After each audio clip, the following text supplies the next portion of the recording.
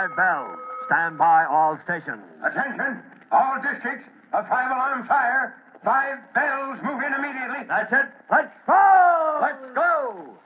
Firefighters!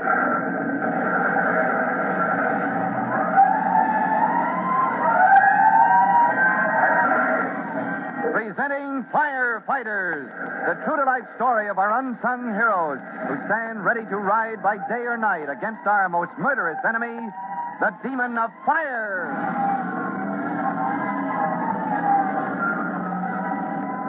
In just one moment, we'll join Chief Cody, rookie fireman Tim Collins, and the Chief's old friend Tom Culpepper, the country editor, on the banks of the Plum River, where they've just settled down for a nice evening of fishing.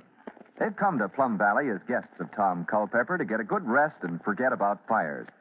But just as they throw out their lines, an old familiar sound breaks the stillness of the country night. Now, we'll learn more about this interruption to their vacation right after we've heard this message.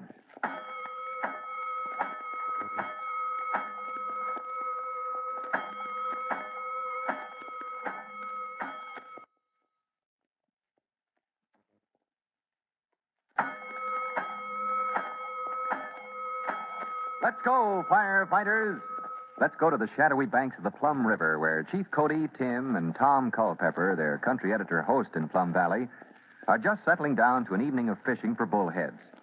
Fires and firefighting are farthest from their thoughts as they talk about the particular fish they're after tonight. Just let me stretch my legs out on this grassy bank.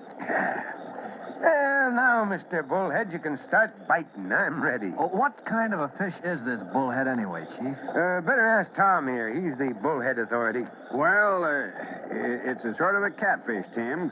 Black skin, doesn't have scales like other fish.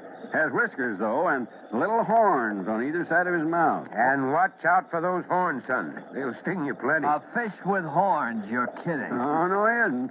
And if we have the kind of luck the boys and Tom been talking about, I'll be able to prove it to you before very long. That's pretty tonight. Moonlight on the meadow. Yeah, it's one of my favorite spots, this little fishing hole. Peaceful like. Nothing but the tree toads and the frogs to mar the quietness. Yeah, it is sort of nice. That's not a tree toad or a frog. It sure isn't. That's the town fire bell. Fire, huh? Well, gee, shall we go? Shall we go to it? Everybody in this town goes. And tonight especially. I wouldn't miss this for the world. Here's a chance for you folks to see that crack fire department I've been telling you about. Come on. The fishing can wait. Forgetting the quiet pleasures of fishing, the three men lose no time getting back to town. And who should be leading the way but Chief Cody? For although he wouldn't admit it, the sound of that old fire bell once again has stirred his blood. And even though he's on vacation, he's looking eagerly ahead at the excitement of a small town fire. Well, as they dog-trot down the main street toward the fire hall, Tom. Yeah. See, some of the boys are gathered by the hall. Wonder where the fire is. This rolling to a fire on foot is a little new to me. Yeah, I bet. Usually I ride, and in style. Don't you have any central bureau that takes reports of fires, Tom? No. To report a fire, you just call the telephone operator, Millie Struble, and she routes out volunteers. Well, who rings the bell if you don't have anyone stationed at the hall? The first one that gets there. The first one there gets to drive the truck. Oh, blazing blisters, what a way to run a fire department. Well, that's what I've been trying to tell the town, but... see, they're having trouble getting the darn truck started. Here. It's old Handy Hanks. Who's he? Just an old fella around town. Lives for the moment he can climb into the fire truck and go tooting down the street. Can't drive for sour apples either. Sure can if he doesn't get the thing started. What's the matter, Handy? The battery dead again? Now you leave me be, Tom. I'll get started. Blast the old thing. Where's the fire? Any idea? The what? What are you yelling about? The fire. Oh, that. Up the street, according to Millie. Oh, come on there, you blamed old thing.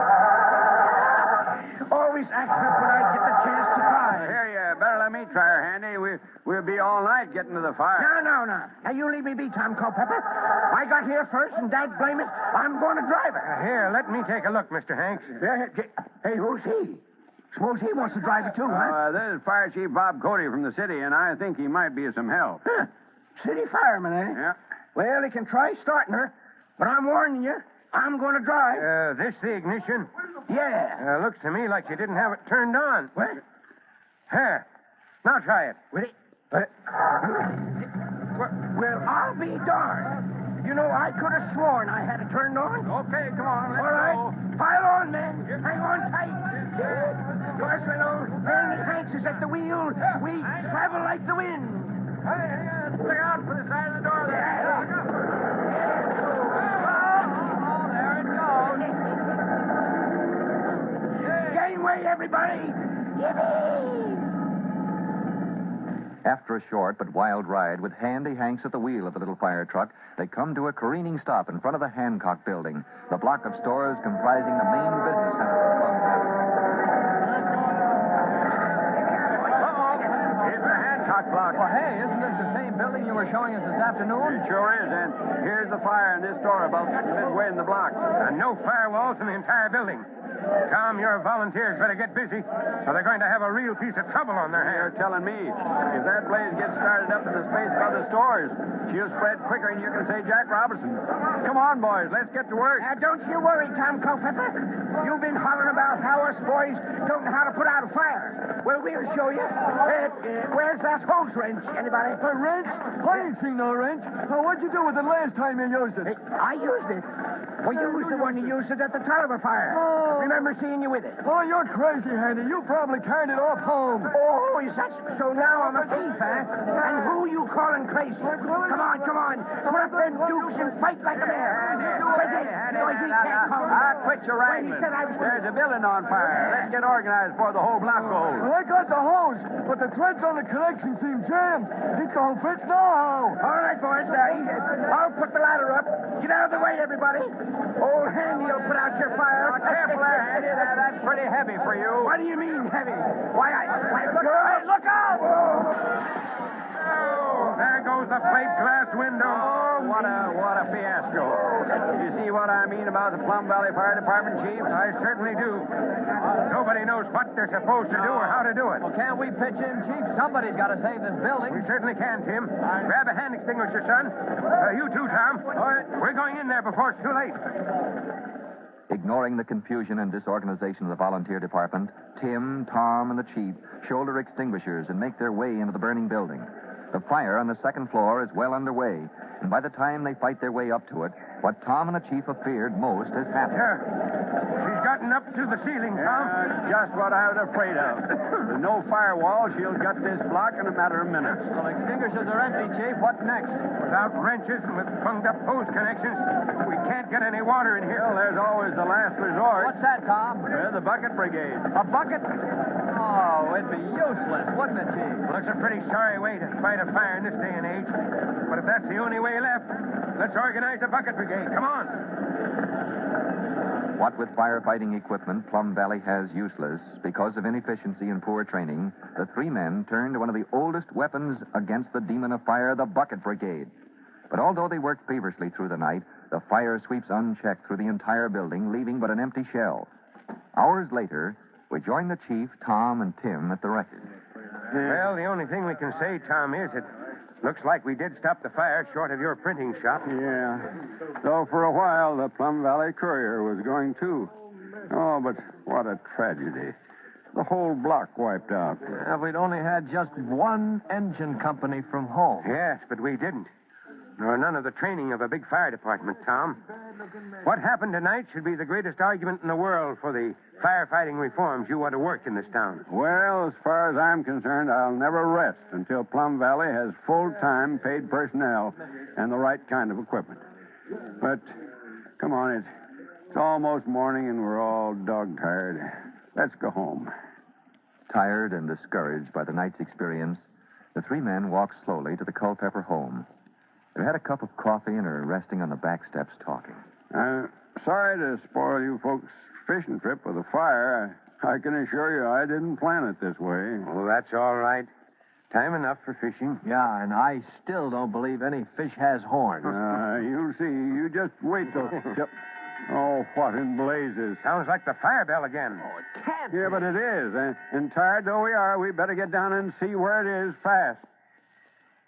Well, it seems strange that the small town of Plum Valley should have two fires within the space of a few hours.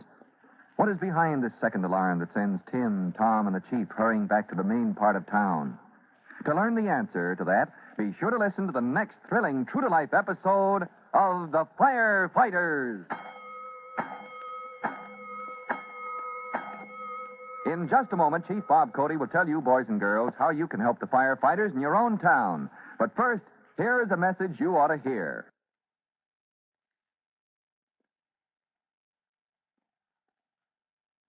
Now, Chief Bob Cody with a special notice for the Firefighters Brigade. Chief Cody. Hello, boys and girls. You've heard me talk a lot about fire being an enemy, a force that, if not controlled, can destroy life and property. Well, that's all true.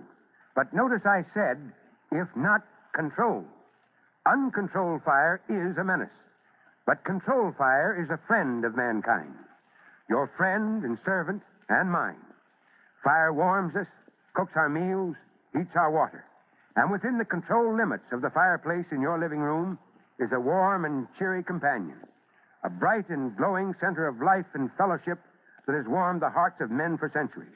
So fire can be a friend as well as an enemy. Just remember that. Well, that's all for now. Till I drop in next time, so long. Fire Chief Cody and the young rookie fireman Tim Collins will be back on the same station the next time you hear...